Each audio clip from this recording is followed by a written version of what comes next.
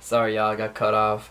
But yeah, like I was saying, between the ages of 16, like to 18, like 19, then how much stronger I was at that time, and you know my willingness to say no, and um, I did a lot of traveling in between those years, and then I turned 19, and I didn't go full back into the scene. Everybody likes to hit up the first couple nightclubs when they turn 19, and since I had those connections from my past, I kind of followed on into with the same people that had me. Yeah, they had me in it when I was younger. But anyway, so I didn't get full back into when I was 19. So a few months into my 19th year, yeah, I got into it, and um, I mean, shoot, I was still active, still boxing, doing it. And then, I mean, shoot, when I was 19, it was October. Yeah, October 2009 was when I got hurt. And after I got hurt, I got into the scene real heavy, and I started making a lot of money, doing whatever. Well, I started making more money, about later on into the year. So I just started bartending, I was making a few $100s a night doing whatever. But yeah, then it dragged me out for quite a while because I was just focused on my nightlife, working on weekends, and not doing much during the week because I put that excuse on the line where no, I can't train. Because I mean, you know what? I came back. I tried training, and yeah, you know what? I did have an injury. But I used it as an excuse. You can't make things as excuses in life because when you start making excuses for one thing, you start making excuses for other things, and that's where I saw myself. And I was making so many excuses up for my shoulder that everything else in my life started to crumble. And man, you know what? I saw that and I wondered why. Like, why is everything going so wrong? Like, I asked myself, why is everything so bad in my life right now? I even saw money. I'm like, I started seeing quite a bit of money, and I was still unhappy. And like, people say, people that say money, money, it doesn't buy happiness. And anyone that says people that say money doesn't buy happiness are broke, that's not true. That's not true. I don't believe that at all. Because you could be. I mean, if I would rather be broke. Now that I look at it, I would rather be broke boxing right now.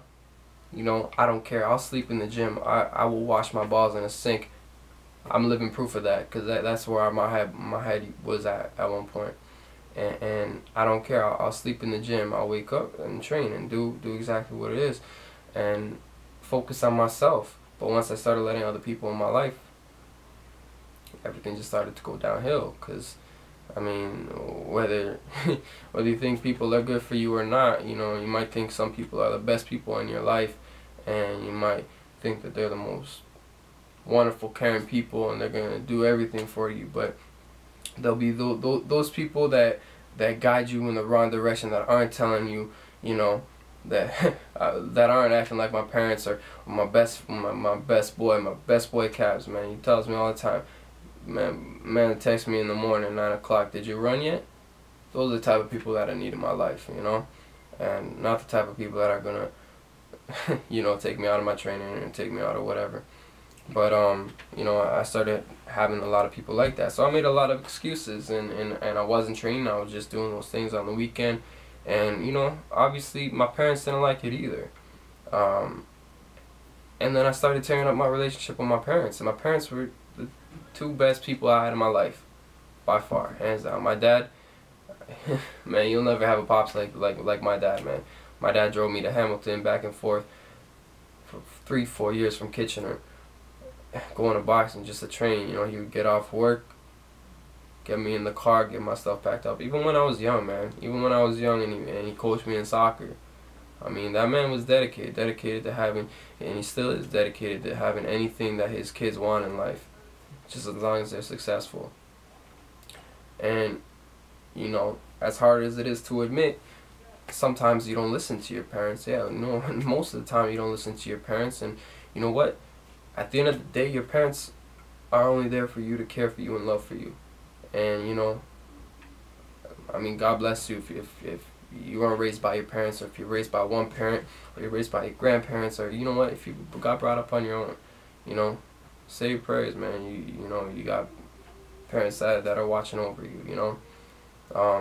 But what I learned most out of my experience over the past year is that I let people that said that they loved me, that they cared about me, that they were my best friends, get into my life, and they only tore me apart. They only tore me apart from my real love, my real passion. That's boxing, and yeah, it really tore me apart. And you know, that's one thing that you gotta learn from life, is that you gotta do what you're passionate about. Not about what makes money, not about what gets you any attention, because you know, it doesn't matter what you like to do. If you're worried about being financially stable and that's your first priority, then you're not gonna be happy. Because I mean, if there's anything that you want in life, you can make $1 from. If you enjoy cooking, if you enjoy doing whatever, man, you know, you like watching kids. You know, there's things out there. You just gotta have that business savvy mindset, you know. And for me, my bread and butter, that's boxing. And you know what? Yeah, I've had plenty of coaches in the course of my life that have told me, Ben, there's life after boxing. But you know what? Yeah, I agree with that. I agree there is life after boxing, but boxing is my life. And I realize that. And I know I'm talented, and all I need is to have that dedication, you know. And I realize it, and I thank God. I thank God that I have the people in my life that tell me, Ben, don't make these mistakes, man. You know, like for example, man, my cousin Danny, talented. So blessed to have him in my life, because you know, he's the one that told me you gotta do it, man, you gotta do it, because you know, he's the one that got me into boxing. He's the one that boxed before me, and you know, I'm so blessed that to have his guidance push on into my life, you know. And that's one man that I know will always be there in my career. So like I was saying, if you're passionate about doing anything, you gotta really plug down. If you're in school right now and you know you're struggling, all you gotta do is just realize, is this what I want? Because I mean, I see so many of my friends in school that are, you know, they're in school right now and they don't know what they want, and why they're in school, and they get so stressed out, and you know, it causes all these problems for them in their life. Well, it's only because you're looking at it with a negative, looking at it negatively, you know. You gotta live your life positively.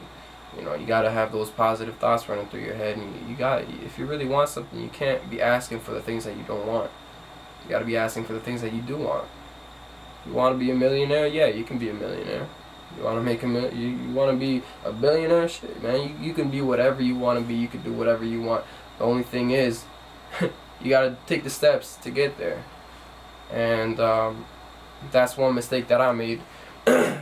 And I saw myself trying to make fast money, being in that industry that I was in, and I bought a nice car and had nice clothes and whatever, and then you know what, just like that, boom, it was gone. That job was gone, that everything about that was gone, and again, I wish I listened to my father. You know, all the mistakes that I made over the past year, you know, you make mistakes in life that you only blame yourself for your mistakes, essentially. But there's mistakes that you can make in life that you have to make on your own, and there's mistakes that people guide you from making, you know, like to try and get you to not make those mistakes that are so unnecessary to make. Because you know, like, there are mistakes that you do gotta make on your own, don't get me wrong, but I made some mistakes over the past year that I didn't have to make. You know, I mean, I had signs from God telling me to do certain things, but I never took the opportunities that were in front of me. And you know what, I told myself, this is the last straw. It's the last straw, and I'm not gonna be 30 years old looking back on my life while I'm working a 9-to-5 job and unhappy. You know what, I don't care if I'm working a 9-to-5 job that makes me fucking $10 million a year.